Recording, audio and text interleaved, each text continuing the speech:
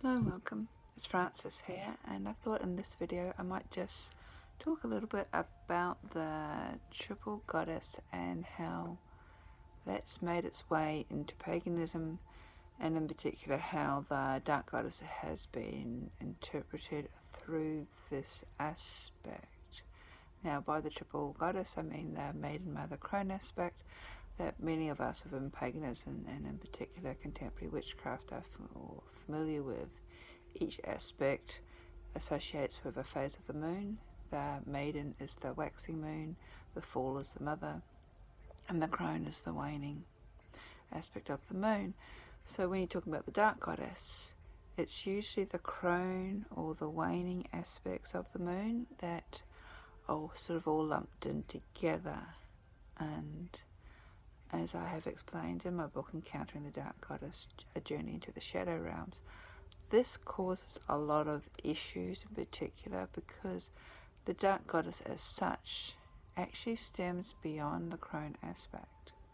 In fact, there are goddesses such as Hecate in particular who largely through the, if I should be so bold to say, the 70s, 80s feminist movement has sort of been depicted as the crone aspect due to her underworld associations, yet throughout history in particular, she's never actually been depicted or worshipped any way, shape and form as a crone aspect as such. And by crone, I'm talking about as an older woman, a woman who's past her childbearing years, a woman in menopause, sort of a grandmotherly sort of aspect of the goddess. So this triple aspect usually relates back to the works of Robert Graves, and in particular his book The White Goddess. And his work actually was based on an older writings from, I think it's Jane Ellen Harrison, who wrote something about the study of Greek religion back in the turn of the 20th century in 1902 or 1902, I think her work was published. So Graves based his work on Harrison's work, where the goddess, as I said earlier, was sort of divided up into two phases of the moon. And in particular with the Greek goddesses, you would have Artemis, who is the waxing moon, or the maiden. You have Selene, who's the full moon, or the mother. And then, of course, you would have Hecate, largely due to her underworld associations related to the crone aspect, or the waning moon. So the crone, the hag, is the older representation of the goddess, who, as I said, is past her childbearing days and who is now, through her retaining of her blood, because she no longer menstruates, is seen as retaining her own power, her own wisdom. She often reminds us of our mortality. She's the one who waits for us at the end of our days, for she will initiate us into our next phase of life. And ones that come to mind, Baba Yaga in particular, Credwin, Fran Hole, Mother Holder, are just some of the aspects given to the crone goddess. But as I said, there's more aspects to the Dark Goddess than just the crone. Now, the late Shinika, Mountain Water, I think that's how you pronounce her name, used the term the Dark Maiden in her book, Ariadne.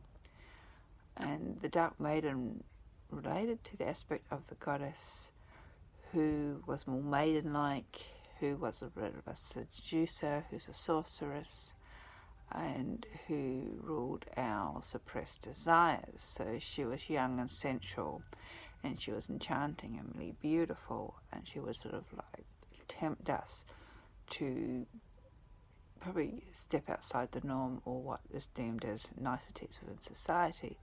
So she is aspects like Lilith in particular. Then we've got Durga and Sekhmet and Pele, with sort of the anger of those sort of wild emotions that we naturally need to suppress in our niceties of society. And then, of course, when we have the mother aspect, and the dark goddess as the mother is deemed as the terrible mother. She is the most frightening of all the aspects, because we are brought up with the mother aspect sort of being nice and nurturing, and the dark goddess in her mothering aspects sort of gives us a lesson in tough love. She pushes us to our limits. She almost challenges us to earn her compassion, her love, her forgiveness. And a lot of this is through pushing the boundaries and sending us or testing us as to where we would actually step. And in particular, these goddesses, Kali is the good one that comes to mind. Then we also have Demeter, who, though we sort of focus more on Persephone, Demeter sort of reminds us of sort of a negative aspect of motherhood, where she lives through her children, in particular Persephone or Kore, and she's so, what's the word I'm thinking, she's so giving of herself that when her child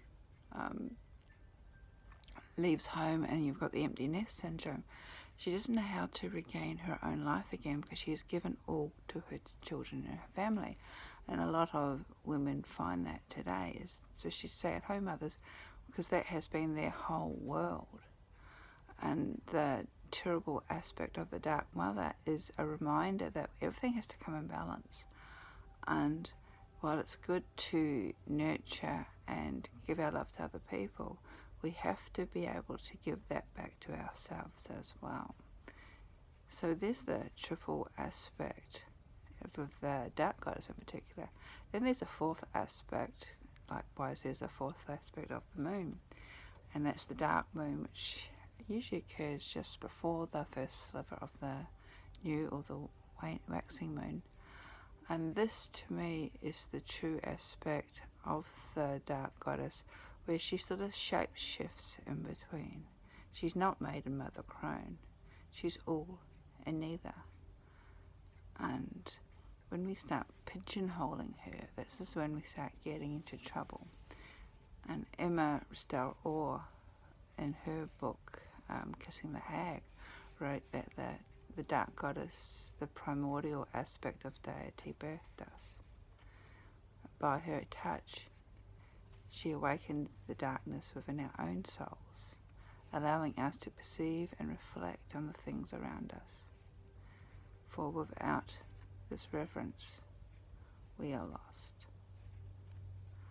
And so working with the dark goddess, acknowledging her, brings us back to our own sense of self. Something to think about. So journey well.